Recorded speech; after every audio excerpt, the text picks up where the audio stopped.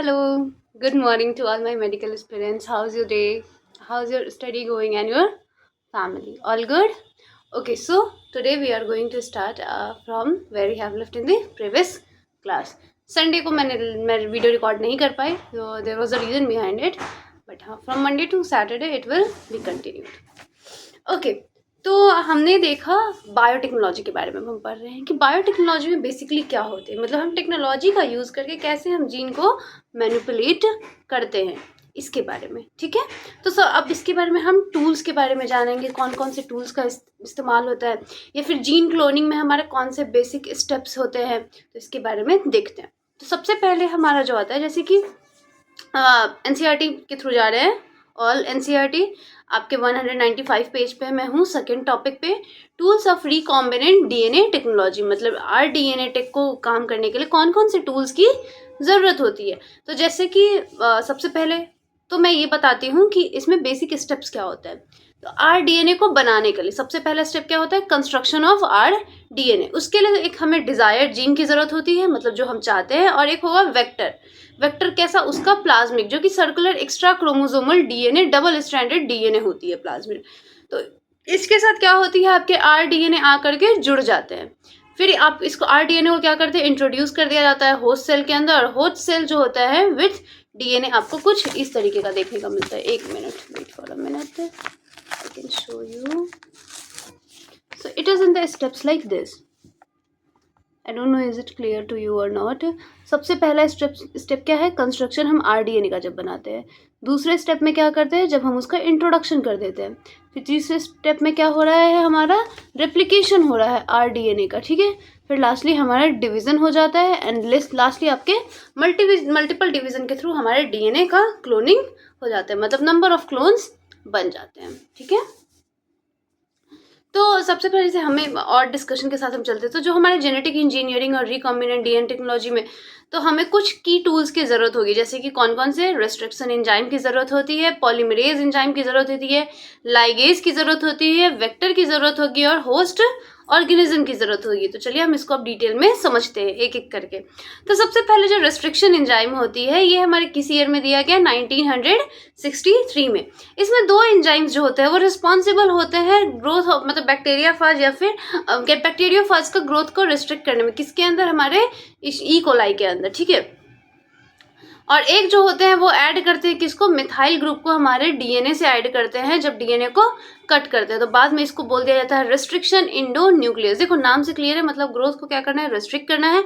Endonuclease मतलब ये कहीं बीच से कट कर देंगे, तो डैट इज रेस्ट्रिक्शन, मतलब ये डीएनए को कट कर देती है और वहाँ पे क्या ऐड कर देती है, मिथाइल ग्रुप। तो इसकी वजह से वहाँ पे हमारा सिंथेसिस वहीं पे स्टॉप हो जाता है। ठीक है, उसके बाद जो फर्स्ट हमारा जो रिस्ट्रिक्शन इंडोन्यूक्लियस है, वो हमारा कौन सा है, हिंड सेकेंड, जिसका फंक्शनिंग क्या था, तो ये डिपेंड करता है हमारे स्पेसिफिक डीएनए के न्यूक्लियोटाइड आपके सीक्वेंस पे, जो कि आइसोलेट किया गया था, और बाद में चल करके बाद में इसको कैरेक्टरिस्टिक दिया गया कि हिंड सेकेंड जो होता है वो ऑलवेज डीएनए मॉलिक्यूल को कट कहाँ पे करता है, तो स्पेसिफिक सीक्वेंस के 6 बेस पेयर के बाद से, मतलब डीएनए है वहाँ से फर्स्ट से लेकर के, मतलब 6 बेस पेयर को छोड़ करके फिर वहीं से वो कट करेगा। ये किसका काम है, हमारे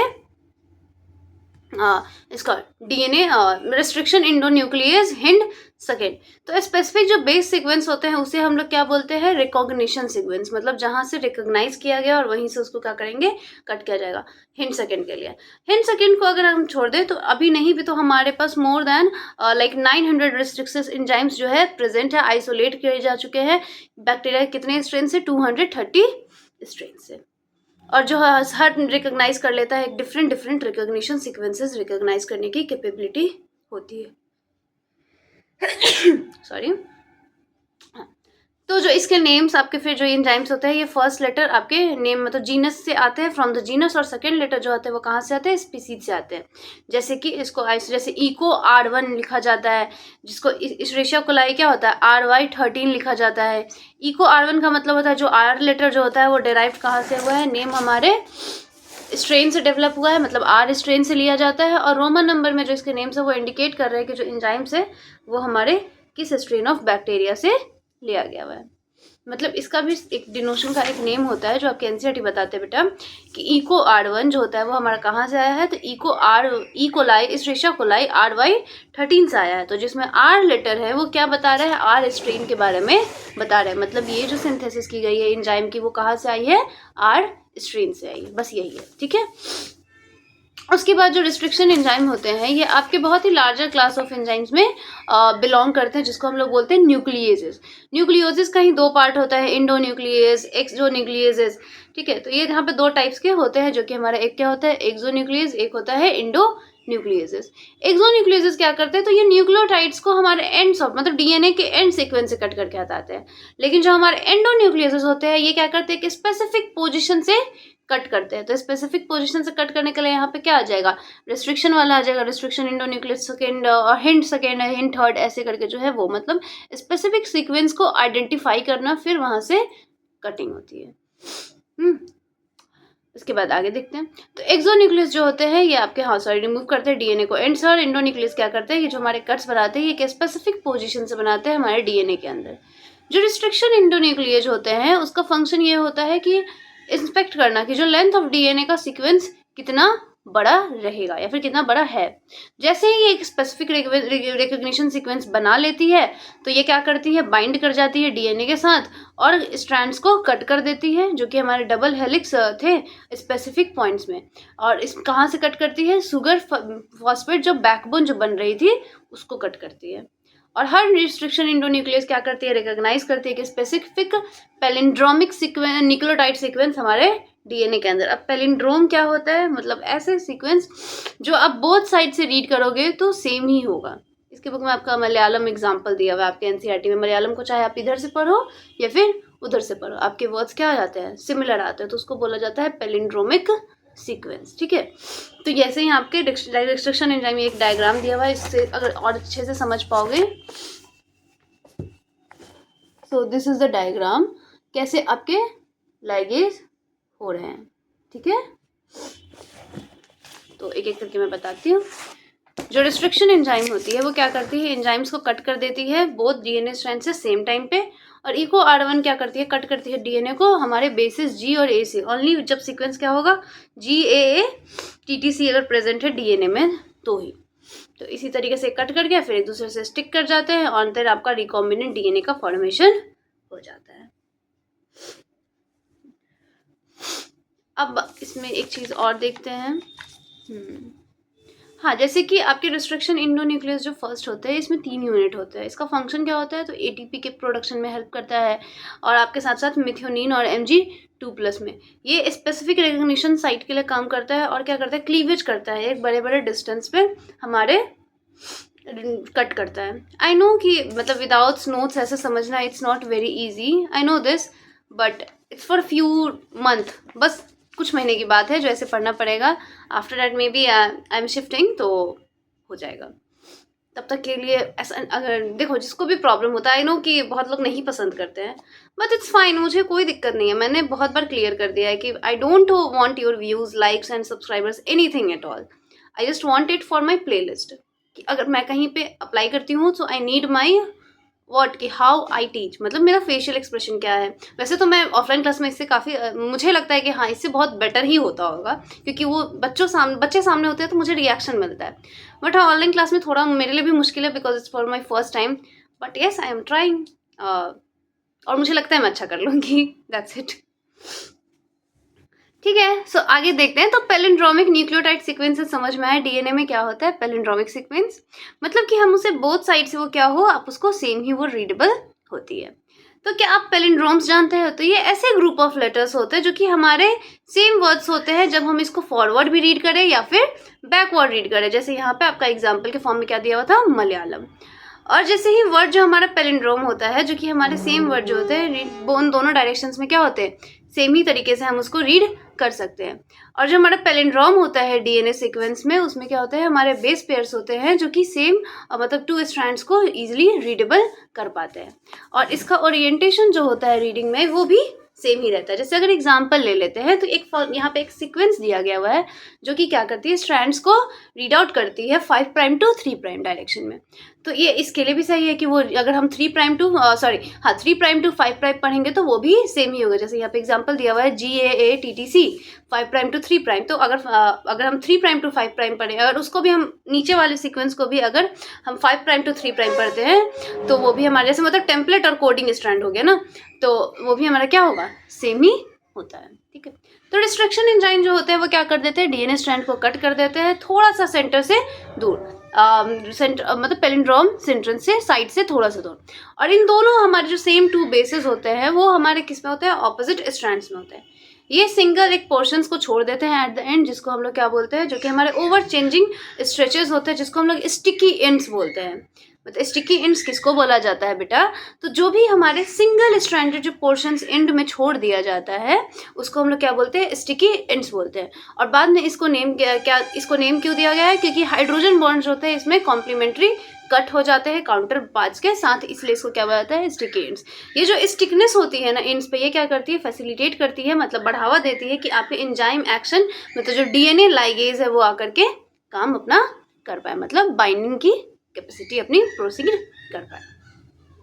फिर यहाँ से जो रिस्ट्रिक्शन इंडोन्यूक्लियेज होते हैं वो हमारा क्या होता है, तो ये यूज़ किया जाता है जेनेटिक इंजीनियरिंग में, ताकि हम कोई भी रिकॉम्बिनेंट मॉलिक्यूल डीएनए का बना सके, जो कि हमारे डीएनए से बने होते हैं डिफरेंट सोर्सेज, जीनोम्स। हाँ, there are a lot of things through R DNA technology, बहुत इसका काम आता है।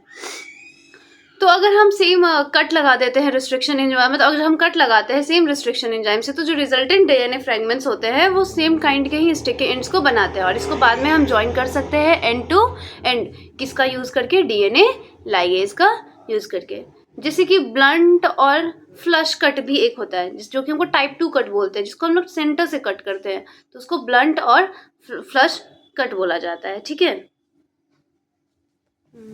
और जो बॉन्ड इसमें कट रही थी वो कौन सी बन रही थी, कट कर रही थी आपके फॉस्फोडाइस्टर बॉन्ड कट कर रहे थे, और क्या प्रोड्यूस कर रहे थे, आपके स्टिकी कोहेसिव इंड कट या फिर स्टैगरिंग कट, उसी को बोला जाता है। ठीक है, जैसे कि यहाँ पे एक और दिया है, कैसे रिप्रेजेंट, मतलब डायग्रामेटिक रिप्रेजेंटेशन कैसे एक रिकॉम्बिनेंट डीएनए टेक्नोलॉजी होती है।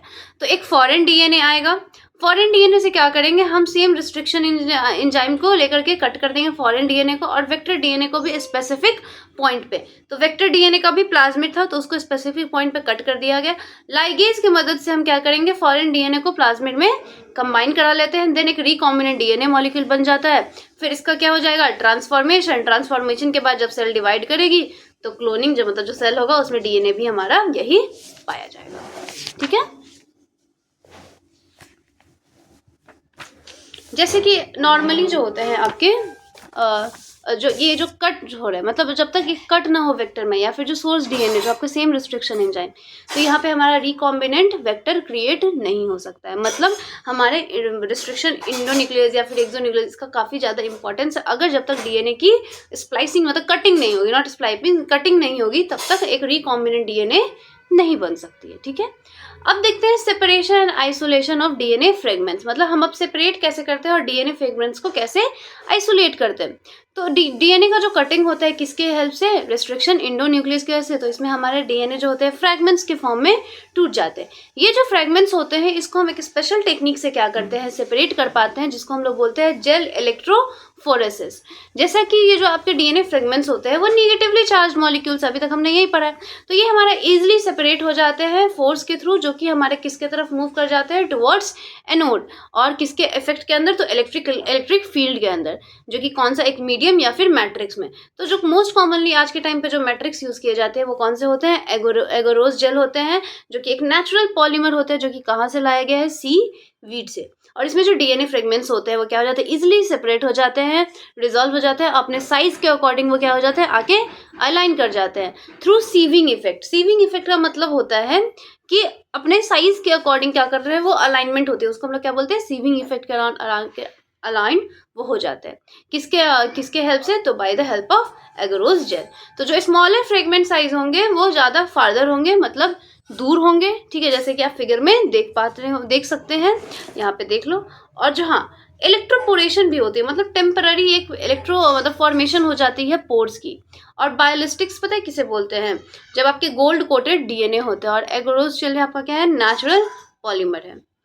और एक टिपिकल देखो यहाँ पे एगरोस जेल क्या कर रही है, इलेक्ट्रोफोरेसिस दिखा रही है, कैसे हमारे वेल्स वहाँ पे दिए गए हैं, फिर लार्जेस्ट, फिर डीएनए बैंड्स और स्मॉलेस्ट, इस तरीके से ये क्या करते हैं, सेपरेट करते हैं। देखो इस प्रोसेस को बहुत अच्छे से समझना है, then you can go opt for biotechnology, आप ऑप्ट कर सकते हो। आप इसके बारे में आप खुद जब लैब में एक्सपेरिमेंट करोगे, अगर किसी को बहुत इंथुजियास्टिक लगता है, मजा आता है करके, सो of course you can go for that, क्योंकि अगर आपके अंदर पैशन है, I think you can conquer the world.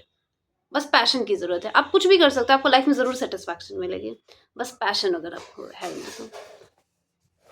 तो जो आपके डीएनए फ्रेगमेंट्स जो होते हैं, वो जो सेपरेटेड डीएनए फ्रेगमेंट्स होते हैं, वो क्या होते हैं, उसको हम इजीली विजुअलाइज कर पाते हैं स्टेनिंग के बाद। डीएनए मतलब डीएनए का सब कंपाउंड जो कि हमारा कौन सा होता है, इथीडियम ब्रोमाइड का यूज़ किया जाता है, जिसमें हम किसके एक्सपोजर के साथ, तो अल्ट्रा वायलेट रेडिएशन के साथ। तो आप ऐसे प्योर डीएनए फ्रेगमेंट्स तो नहीं देख पाओगे विजिबल लाइट में, विदाउट स्टेनिंग ये नहीं दिखेगी। तो आप ब्राइट कलर के एक और मतलब ब्राइट ऑरेंज कलर के आपको बैंड्स डीएनए के देखने को मिलेंगे इथीरियम ब्रोमाइड में, वो भी स्टेन जेल होना चाहिए, मतलब पूरा स्टेनिंग उसके साथ करके, और अल्ट्रा वायलेट रेज भी साथ में उस पर पड़ना चाहिए, एक्सपोजर होना चाहिए। तो जो आपके सेपरेटेड बैंड्स जो दिखेंगे ना, वो कट आउट मतलब वो आपको डीएनए के कट फॉर्म्स में देखेंगे, तो छोटे छोटे टुकड़े के फॉर्म में देखेंगे, जो कि हमारे एगरोस जेल की वजह से, और एक्सट्रैक्ट कर दिया जाएगा इसको जेल पीस से। और जो इस स्टेप को हम लोग क्या बोलते हैं, illusion, illusion is something different है, जिसको डिल्यूजन और इल्यूजन होता है। तो डीएनए फ्रेगमेंट्स जो होता है इस तरीके से हमारे क्या हो जाते हैं, प्यूरिफाई हो जाते हैं, और इसको रिकॉम्बिनेंट आरडीएनए के लिए कंस्ट्रक्शन में इसका हेल्प भी किया जाता है, ठीक है। तो इसको क्लोनिंग वेक्टर्स के साथ ज्वाइन करके हेल्प कर सकते हैं। मतलब यहाँ पे हमने क्या किया, डीएनए को सेपरेट कर लिया, इस मदद से भी कर सकते हैं, मतलब सेपरेशन कर लिया और आइसोलेशन भी हो गया डीएनए फ्रेगमेंट्स, तो इस तरीके से भी यूज किया जा सकता है। फिर हमारे क्लोनिंग वेक्टर्स। अब क्लोनिंग वेक्टर्स क्या करेंगे, तो जैसा कि आपको पता है कि यू नो डेट प्लाज्मिड्स और जो बैक्टीरियोफाज होते हैं, उसमें एबिलिटी होती है क्या करने की, रेप्लिकेट करने के लिए अपनी बैक्टीरियल सेल्स के अंदर, और वो इंडिपेंडेंट होते हैं अपने क्रोमोसोमल डीएनए के कंट्रोल में, वो नहीं होते, मतलब उसको वो कंट्रोलेबल नहीं होता है उसका क्रोमोसोमल डीएनए। तो बैक्टीरियोफाजेस क्या करते हैं, इनके पास हाई नंबर पर सेल होता है, मतलब हाई नंबर पर सेल समझ रहे हो, मतलब हाई नंबर कॉपीज होते हैं उनके जीनोम के बैक्टीरियल सेल्स के अंदर। तो कुछ प्लाज्मिड्स जो होते हैं इसमें हमारे एक या दो ही कॉपी होते हैं, जैसे कि मतलब 15 to 100 कॉपीज पर सेल होते हैं। तो ये जो नंबर्स होते हैं ये इससे भी ज़्यादा हो सकते हैं। अगर हम देख पाएँ तो हम एलियन पीस ऑफ डीएनए को बैक्टीरियोफाज या फिर प्लाज्मिड डीएनए में इजिली क्या कर सकते हैं, मल्टीप्लाई कर सकते हैं, और इक्वल कॉपी या फिर नंबर हम प्लाज्मिड और बैक्टीरियोफाज की बना सकते हैं। तो जो वेक्टर्स जो इसमें यूज़ किया जाता है अगर एट प्रेजेंट टाइम पे, तो जो इंजीनियर होता है वो इजिली हेल्प करना चाहिए हमारे फॉरेन डीएनए को लिंक करने में, और रिकॉम्बिनेंट के सिलेक्शन के लिए भी ईजी होना चाहिए। तो इसलिए हमने किसको चुना, बैक्टीरियोफाज और प्लाज्मिड। मतलब ये तो पूरा आपका इसका आंसर हो गया ना कि आपने बैक्टीरियोफाज और प्लाज्मिड को ही क्यों चूज किया गया, क्यों नहीं हम किसी और ऑर्गेनिज्म के बारे में हमने देखा या सोचा। तो रीजन इसका ये है, ठीक है। अब कुछ यहाँ पे एक लिस्ट भी है, इसको बाद में करते हैं। There are lots of sac 1 sac 2, ठीक है। तो कुछ आपके फीचर्स है जो रिक्वायर्ड होते हैं क्लोनिंग, मतलब क्लोनिंग को करने में हमारे वेक्टर के अंदर। एक काम करते हैं, from tomorrow we will do this part, कल करते हैं इसको अच्छे से, and then process of recombinant, क्योंकि ज़्यादा इसमें ऐसे है नहीं। दिस इज इम्पॉर्टेंट, मतलब अगर आप इसको समझ रहे हो कि रिकॉम्बिनेंट डीएनए टेक्नोलॉजी कैसे काम करे, स्टेप बाय स्टेप करोगे, it will be easier chapter. ऐसा नहीं है चैप्टर बहुत लेंदी, बिल्कुल भी नहीं है। जेनेटिक्स में थोड़ा प्रॉब्लम होता है, अंडरस्टैंड। हाँ, और सबसे मेन चीज़ पता है, बायो में बेटा प्रॉब्लम ही नहीं होगी अगर आप क्वेश्चंस प्रैक्टिस कर रहे हो। एक चैप्टर का नहीं भी तो आप 1000 क्वेश्चन लगा लो, आप देखो उसके बाद वो क्या प्रॉब्लम होती है, नहीं होगी। आई कैन अश्योर यू, अगर आपने मन से पढ़ाई किया तो नहीं प्रॉब्लम होगी। Bio is the easiest one, easy होता है, बस आपको थोड़ा इसका क्वेश्चंस प्रैक्टिस करना होता है। Even physics is also same, आप कॉन्सेप्ट क्लैरिटी करो, उसके बाद क्वेश्चंस बनाओ। अगर मान लो कॉन्सेप्ट नहीं भी क्लैरिटी होती है तो समटाइम्स अगर जो ड्रॉपर बच्चे हैं उनको पता है क्या करना चाहिए, क्वेश्चंस के थ्रू कॉन्सेप्ट पे जाना चाहिए। That is a easier way for a dropper student, ठीक है। तो आप लोग अच्छे से मेहनत करो, पढ़ाई करो। All the best to my future doctors and see you tomorrow, okay.